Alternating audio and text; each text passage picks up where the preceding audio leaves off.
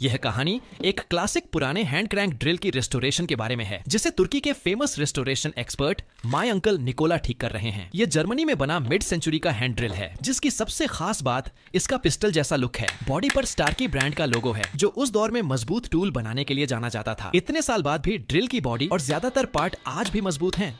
बस थोड़ी जंग और घिसावट आई हुई है। चक वाला हिस्सा जाम था, इसलिए सबसे पहले उसे खोलना पड़ा। ली भाई ने ड्रिल को पूरा डिसअसेंबल किया और सारे पार्ट्स को अच्छे से क्लीन किया। जंग हटाने के लिए केमिकल रस्ट रिमूवर लगाया गया, ताकि चक और शाफ्ट फिर से स्मूथ चल सकें। चक खोलने पर अंदर की जंग भी साफ की गई। इसके बाद सभी मेटल पार्ट्स के थ्रेड्स ठीक किए गए। लेथ मशीन से अनइवन हिस्से सीधा किए गए और फिर उन्हें पॉलिश और निकेल प्लेटिंग दी गई, ताकि नया जैसा लुक आए। पुराने खराब स्प्रिंग्स बदल दिए गए। फिर आया मेन बॉडी और क्रैंक हैंडल का सैंड ब्लास्टिंग स्टेप। कुछ स्क्रू बाहर उभरे हुए थे, तो उनका शेप बदला गया। उसके बाद पॉलिशिंग, वाइब्रेशन फिनिशिंग और निकेल कोटिंग की गई। हैंडल बॉडी की फाइलिंग करके सभी शार्प एज हटाए गए और क्रैंक के मुड़े हुए हिस्से को गर्म करके सीधा किया गया। अब पेंटिंग की बारी आई। मेन बॉडी पर ग्रीन हैमर टोन पेंट लगाया गया, जो सूखने के बाद हल्का हथौड़ा पैटर्न देता है और छोटे मोटे सरफेस फ्लॉज छुपा देता है। दोनों शाफ्ट्स को भी रिपेयर करके निकेल प्लेट किया गया। बेयरिंग को लॉक करने के लिए एक नया टेपर कवर बनाया गया और उसे भी पॉलिश किया गया। लकड़ी के हैंडल को सैंडिंग करके साफ किया गया। फिर दाग हटाने के लिए ऑक्सैलिक एसिड लगाया। उसके बाद स्टेन और अंत में वुड वैक्स ऑनेल से फिनिश किया गया। अब यह बिल्कुल नया दिखने लगा। ड्रिल के दोनों बेवल गियर्स को भी साफ और फिनिश किया गया, जो पावर का डायरेक्शन बदलते हैं और स्पीड बढ़ाते हैं। सारे पार्ट्स तैयार होने के बाद फाइनल असेंबली शुरू हुई और धीरे धीरे यह ड्रिल अपनी असली शेप में वापस आ गई। हैंड क्रैंक ड्रिल का इतिहास 19वीं सदी के इंडस्ट्रियल रेवोल्यूशन तक जाता है। उस समय भी इसका बेसिक स्ट्रक्चर